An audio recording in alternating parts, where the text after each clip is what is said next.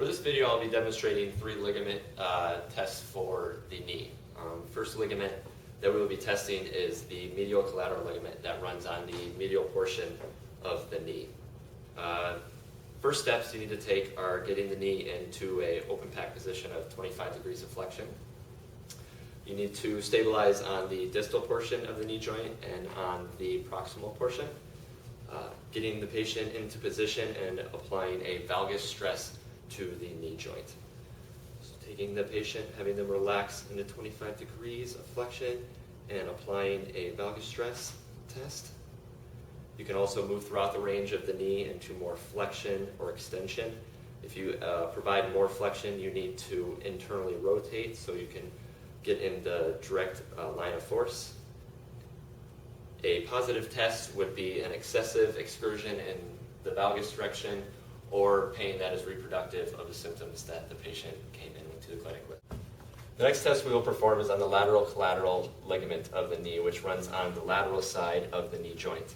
It resists varus stresses to the knee joint.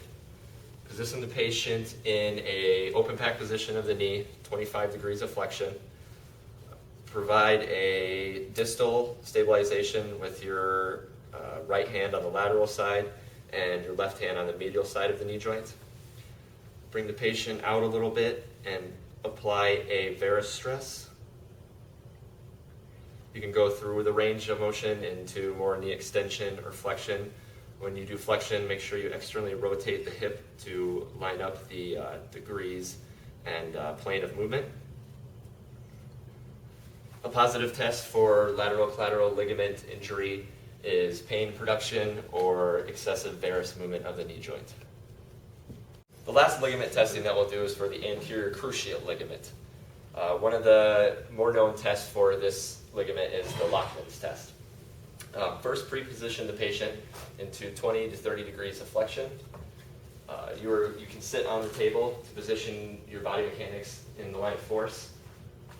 Use either hand to stabilize on the femur and use your remaining hand to come on the posterior side of the tibia and supply an anterior translation.